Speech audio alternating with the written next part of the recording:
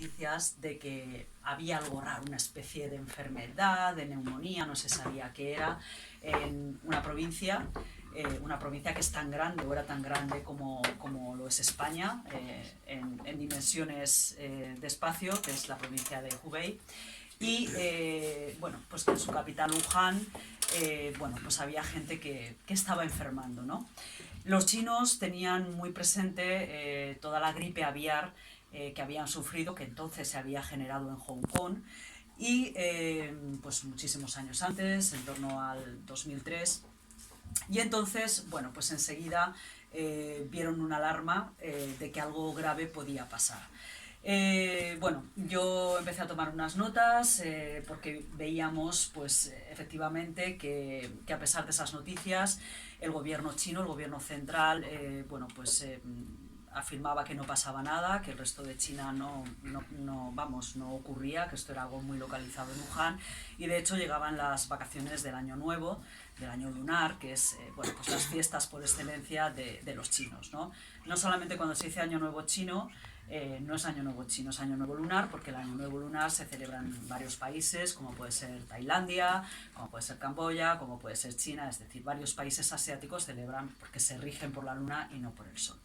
Entonces, en esas fechas se produce el mayor éxodo de ciudadanos chinos. O sea, para que os hagáis una idea, el primer día o los días anteriores a lo que es su fiesta principal, que va variando según pues, la posición de la luna, pues estamos hablando de 3 millones, perdón, de 30 millones de desplazamientos, con lo cual los trenes van abarrotados, en fin. Y pues incluso la gente que sale al extranjero, chinos, pues que tienen familia en España, en otros países de Europa. Y yo me acuerdo pues que, bueno, pues que aquel día, que creo recordar que fue el 20 de enero, hicimos pues el reportaje. Yo siempre le pedía a mi compañera china, que es la que pues, bueno, buscaba los temas y nos ayudaba obviamente con el idioma, que siempre me buscase un tren que no fuese de alta velocidad. Es decir, China es el mayor país del mundo con más tramos de alta velocidad. Después va España, pero el primero es China.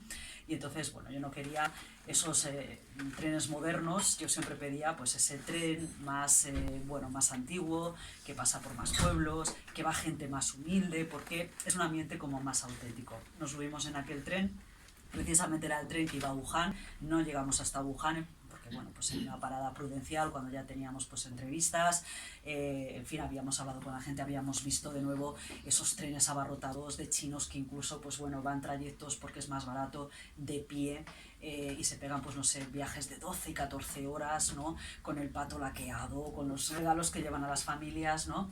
Y bueno, allí nadie llevaba mascarilla, nadie, en fin, ya digo, íbamos abarrotados y nos bajamos, pues hicimos el reportaje de todos los años, ¿no?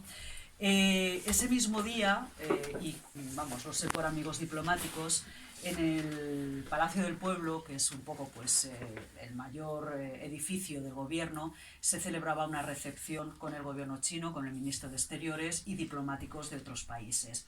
Allí efectivamente me confirmaron que tampoco nadie llevaba mascarilla, es decir, el primer ministro, que entonces era Li Keqiang, ahora ha cambiado, no llevaba mascarilla, se daban las manos, en fin, una sensación de normalidad 20 de enero. Pero claro, de repente los rumores que llegaban de Wuhan iban en aumento. Y yo creo que lo que provocó el golpe en la mesa del gobierno chino fue esa fotografía de la agencia francesa France Press, no sé si os acordáis, de un muerto en la calle, tirado, ¿vale? Aquella fotografía dio la vuelta al mundo.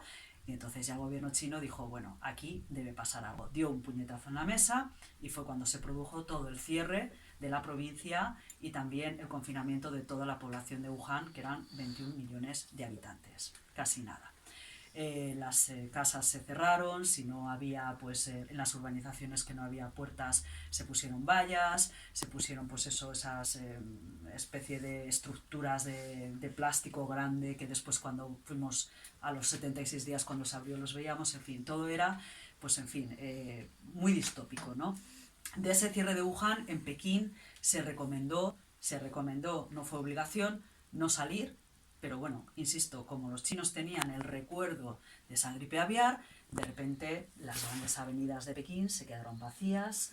Yo me acuerdo que cayó una gran nevada, todo era, y una foto en el libro, todo era pues una imagen, pues efectivamente que luego se vería en Europa y también lo veríais en Madrid y en otras ciudades europeas, pero claro, era la primera vez que Pekín no olía a comida, los metros iban vacíos, no te llevaba a las masas de gente porque hay calles pequeñitas que, bueno, pues que tienen mucha vida, que de repente te ves inmersa, o sea, todo aquello había desaparecido y aquellos días, pues bueno, los chinos nos decían, forrad el micrófono, poneros la mascarilla.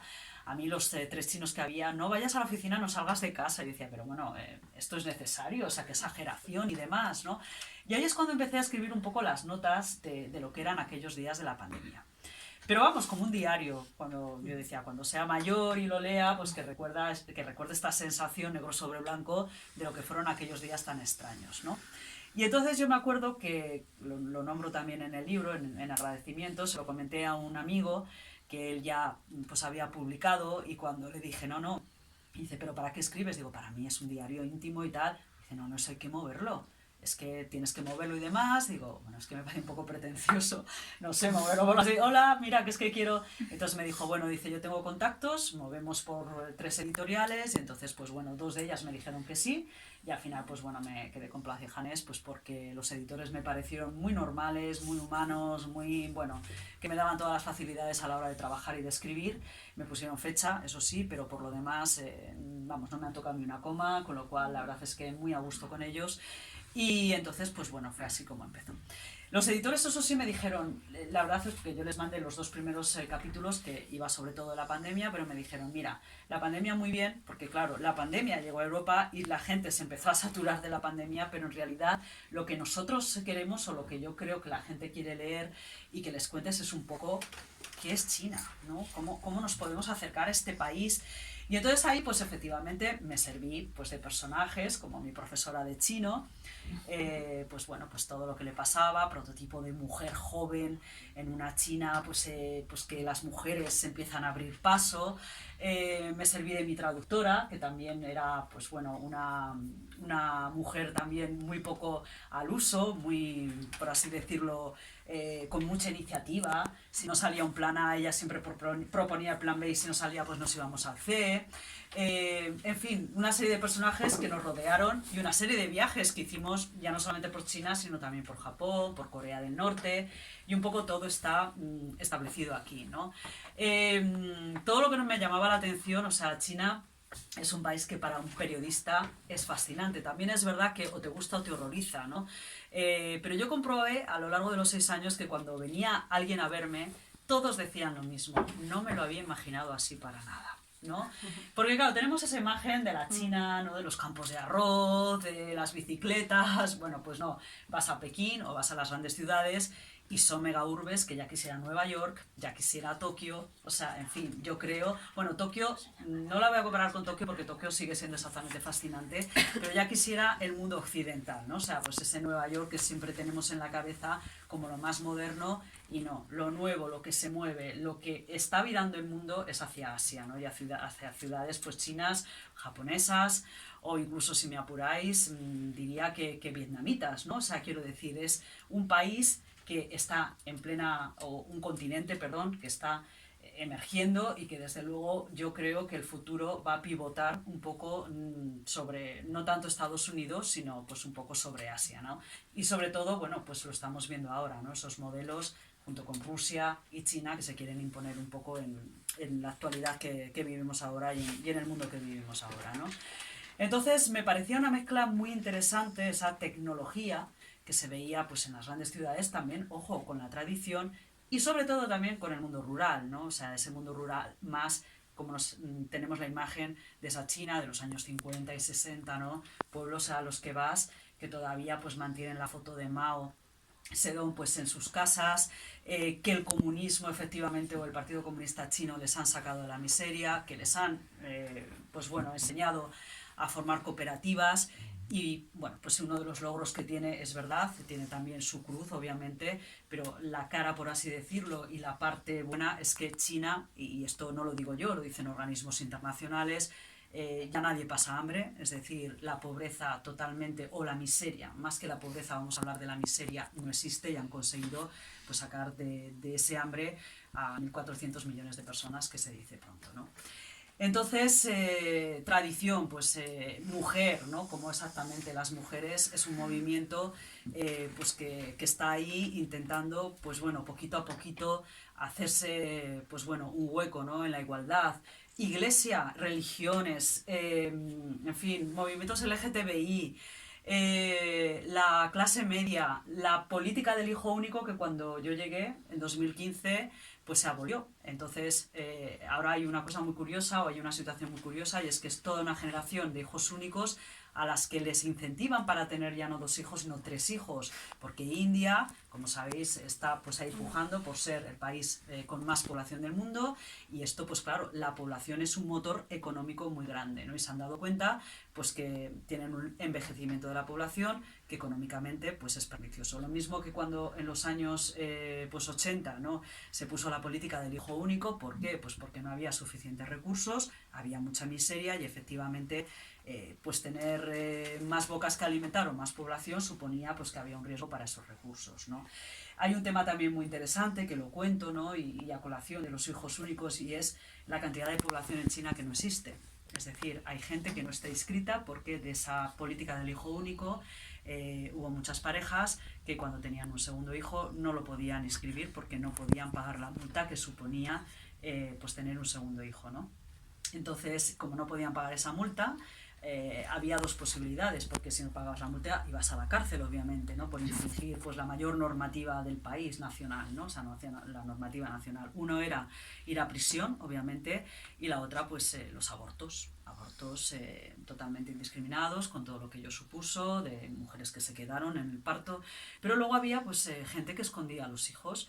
Entonces, escondían a los hijos, no los podían inscribir porque eran ilegales, y a día de hoy hay una serie de población en China, de una generación de jóvenes de 30 años, 20 y tantos 30 años, que no existen. Es decir, con lo que eso significa, no pueden pues ir al médico, no pueden estudiar, en fin, tremendo. Entonces me acuerdo que contactamos con una chica que fue muy activa, pues pidiendo efectivamente pues que esto se solucionase, ¿no? Que ya que se había abolido esa política del hijo único, que también todas esas personas que habían nacido con la vigencia de esa ley, pues de alguna manera se normalizase. Bueno, pues quedamos con ella en su casa, quedamos 2 veces, la primera vez no pasó nada, todo fue bien, la segunda vez no pudimos acceder a su domicilio porque ya estaba totalmente perimetrado por seguridad y por policía, ¿no? Que esta es otra, o sea, toda la imposibilidad y toda la dificultad de trabajar en China, ¿no? Porque es un país que, como sabéis, pues bueno, no se entiende la libertad de expresión, como se entiende en Occidente, tener fuentes es una misión casi imposible, porque están muy vigilados, porque, en fin. Y luego, pues bueno, todos los medios nacionales escriben un poco al dictado pues del Partido Comunista Chino. En 2015 el presidente Xi Jinping fue medio por medio y instó a cerrar filas en torno a la presidencia y entonces pues es verdad que cabe muy poquito margen pues para, en fin, ¿no? Para todo aquello que no supone una información que no sea propagandística, es decir, que no ponga bien el gobierno. A mí me dio también mucho la sensación de que fue un país, es verdad que a mí los antecesores y periodistas que habían estado me dijeron, bueno, es un país que experimenta ciclos, ¿no? Ciclos de apertura, ciclos de más cierre, y todo depende de cómo muchas veces el exterior ve